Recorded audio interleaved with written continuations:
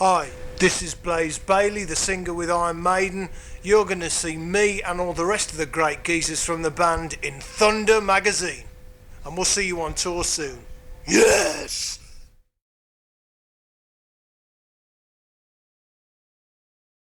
How did you feel when you finally learned that you'd got the job in Maiden?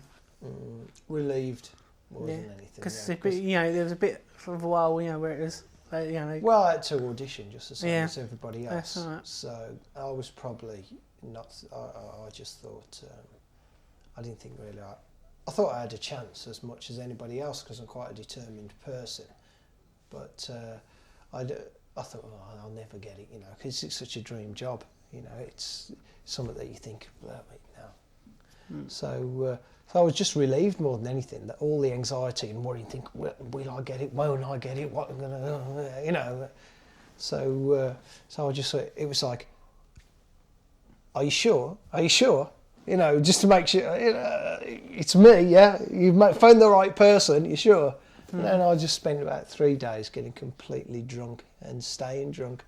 So it was good. But it was a relief more than anything. And then after a while, I just felt really good about it. Did you have to sing a lot of songs, or was it? Well, I think we got to. It didn't seem like a lot. I remember the audition. It didn't seem like a lot of songs, but in fact, I think it was about 9 different numbers, and it was quite a cross section of Maiden material, with stuff like Hallowed, and Number of the Beast, and Clairvoyant, and Fear of the Dark.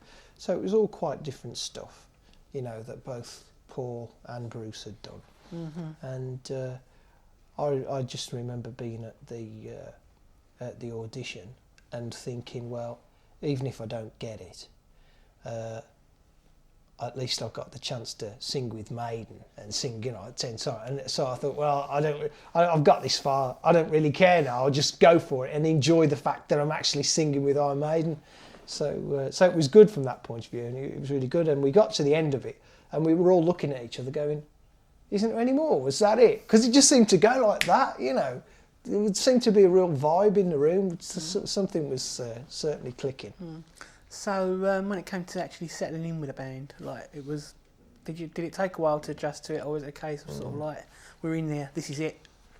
Vibes there? I think it was there was a little bit of a limbo period until we actually started working together, because even though it was like I was in the band, we hadn't done anything together. There were no shows planned, and the first thing we were going to do was start writing this record. Mm-hmm. And I think I was quite nervous at the time, but as soon as I got together with Yannick, the ideas I was thinking, will this work with Maiden, and stuff like that, the ideas that I'd got, but it just slotted straight in. And then when I started working with Steve, it was great as well, because he started, the style that he writes and the way he constructs his melodies and his songs, he uses a part of my voice that I would never usually use, but it's a part I'm always looking for.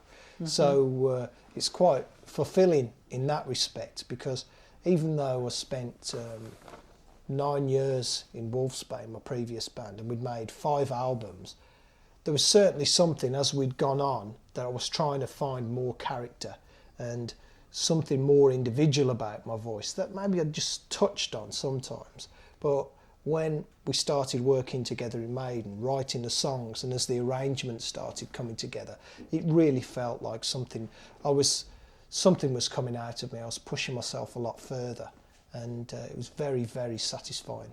Mm-hmm. Did it take a lot of rehearsing before you actually started recording? Weirdest thing I've ever done, because we got the songs together, and it seemed like Steve and Yannick, and they would go, we'll do this. Okay, yeah, that's ready. I said, well, we've only recorded it on the dictaphone. Aren't we going to do any demos? Oh, no, we're not doing any demos. We'll just go in and, we'll get everybody else to learn the arrangements, and we'll just record it. And so we were in the studio. We rehearsed up the first song. Okay, yeah, and a bit of drumming here. What do you think goes there? La-di-da-di-da. And I don't think we'd even got through it once without messing it up. And they all just said, okay, shall we go for a take then? And I was saying, well, don't you think we should get through to the end without stopping? You know, oh no, just get the tape rolling. So we all went up and got the tape, and so like everybody's on edge going, oh yeah. But there was, I don't know, in a way, I think when you do demos, a lot of the time, you can lose the excitement of the song. And I think because the first time that we'd get it right, and it really worked, that was the take that we were going to use. There was a little bit of electricity there, certainly. So it worked really well. I mean, sometimes we'd get it right and it just wouldn't feel... You would think, well, you know, what's that all about? It's all played perfectly, but just lacks that little bit of energy or certain something. And then other times, it really clicked. So it was good from that point of view. The album's co-produced by Steve with Nigel Green. I mean, Nigel's record speaks for itself, but what's Steve like to work for as a producer? Is he sort of a whip cracker, or does he sort of like just let everyone get on with it? He's good and bad. It's it's like a tragi comic love affair when Steve is producing and you're doing your part, because he will encourage you and he'll go, oh, that sounded good, but he will also, when he feels like it, or if he thinks the performance is there to come, he will make you do the same thing so many times until you forgot what it's about, you know. But in essence, I'd say as a producer, he's really good because he never forgets what the song is about.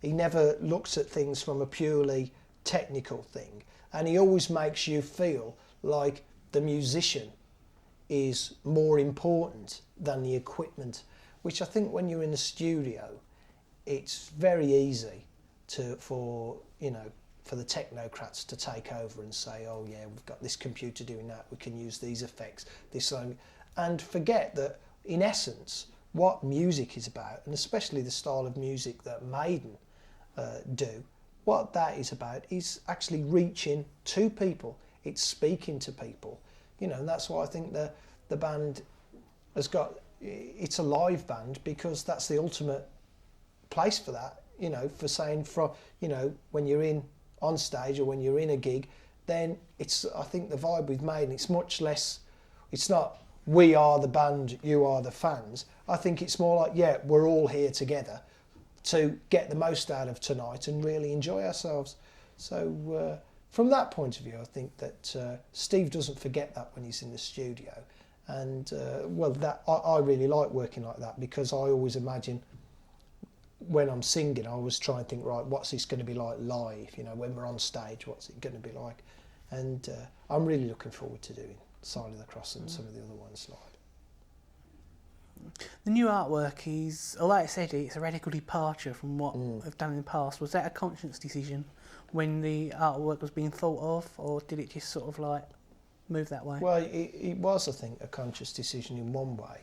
Certainly when, not long after I joined the band and I was talking to Steve about what I thought about the artwork, I think we certainly thought along the same lines there, that there's no way you could really kill Eddie. I mean, after all, he's the undead. So you're not going to be able to kill him off. And really, I really like Eddie, and I like what he stands for, and the kind of, you know, the antagonistic dark side of what he represents. So you can't really lose Eddie, but as well, Eddie has to do something. He has to come from somewhere else. I mean, this is a new lineup, and it's going to be like hopefully a new beginning and for Maiden. So I think that was in our minds, and then the guy that they'd had a couple of things sent in that Steve had looked at and wasn't particularly impressed with, and then he phoned up the guy who finished up doing the artwork, and when they said, oh, we want you to come up with some ideas for the next Maiden album, he said, I've been waiting for this phone call for 5 years. So I thought, well, it's going to be good if he's been into the band and waiting to do it. So and it's come out really well. I think it's probably going to be quite controversial, but I don't think in all the time I've been following Maiden, I don't think they've ever shied away from controversy or being or confronting people. Finally, touring. I mean, after spending months recording, you must be looking forward to getting out on the road. Like stage show wise or presentation wise, how are you going to be different? How's it going to be different from like previous shows and singers' performance? Like I know you like you experiment with ear monitors and stuff like that. So is there anything you've sort of like thought about that? I think what we're doing is we're certainly going to we're changing the monitor system on stage. Is one of the first things that we're doing, so that when we're playing small, we've got a monitor system that's going to take up less of the room on the stage, and also the PA, just as powerful. I think it's even a bit more. It's a bit louder, the PA that we're going to use, but it's going to be a bit smaller. So in fact, more people will be able to see us, and we'll have a bit more room on stage. And also, I think Maiden have the last couple of tours, they've like with No Prayer and stuff, they've stripped down and stripped it right down to backdrops and things like that. And I think there's certainly a feeling in the band now that we want to come out with a show, and really say, yeah, we're here, and to give people something to look at, and a memorable evening with Iron Maiden, certainly. So I think it's going to be a very enthusiastic performances on tour. And we can't wait to get out there, really, because we've taken so long making the album and doing the promotion and everything, that by the time we do get out, it's just going to be insane.